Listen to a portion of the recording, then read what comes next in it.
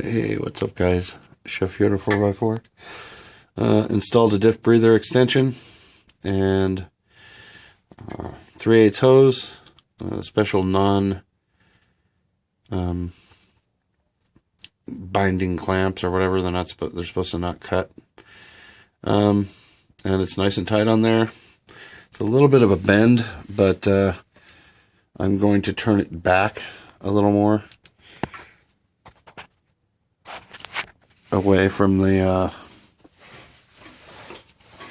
so in other words, I'm going to turn it I don't remember how I got in here from the other side.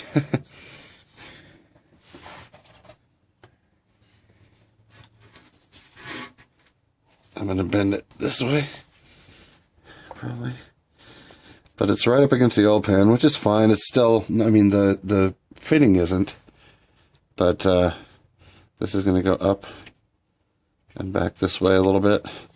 There's a little bit more of a recess in the pan here. Not really, but I'm just telling myself that.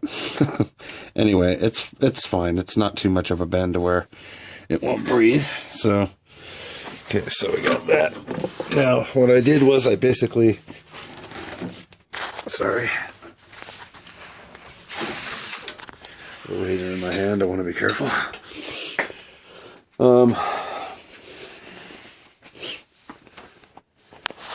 Get you some more light here.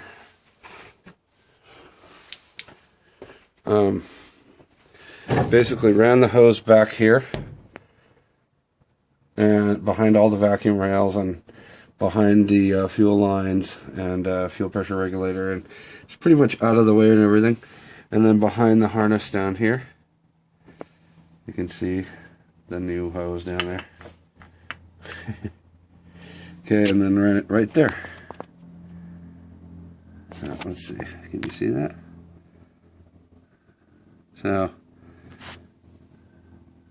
right down under the starter wire. So I'll manipulate it around a little bit, but I left a little bit of play on purpose like that, so that well, that blue LED is blue at first, so that I can, if you know, when you're flexing a little bit, it's not going to make much difference with IFS, but in fact, it'd pretty much make none. It's the CVs that flex. But in the rear, for sure, you want to make sure you leave a little bit of play.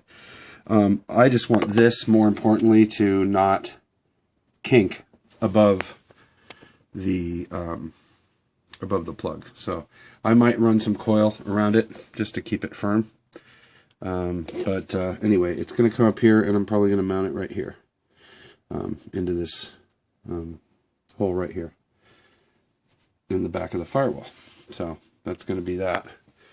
And the rear one will go into the light. I'm going to re-investigate it, you know, tonight a little bit with 4Runner's thing where he did it into the brake light.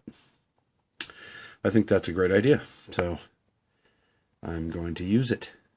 After all, what is this all about but stealing other people's ideas, right?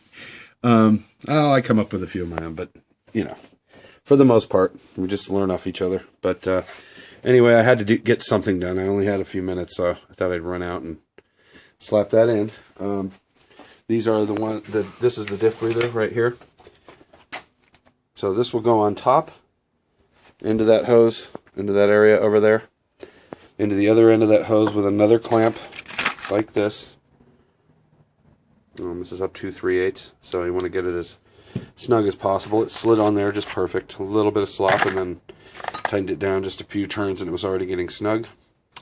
And you can see the way this clamp is, that it doesn't, you know, doesn't cut into the hose as easily. So anyway, this is the type that I'm using for the front, because you can't use an elbow type in the front because it hits the diff bink on your first turn of tightening it. I actually did look, but so you can use either of these. There's actually a smaller one as well that will fit 1/4 inch hose just fine. Alright, so that's it. I just thought I'd share that and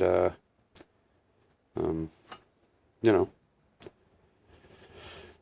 show that I'm trying to get something done. I just don't have the time. It's been really busy, so anyway, got the front diff breather in, going to clamp it down and fasten it to that hole up there with a bracket, and I'm good to go. All right, thanks.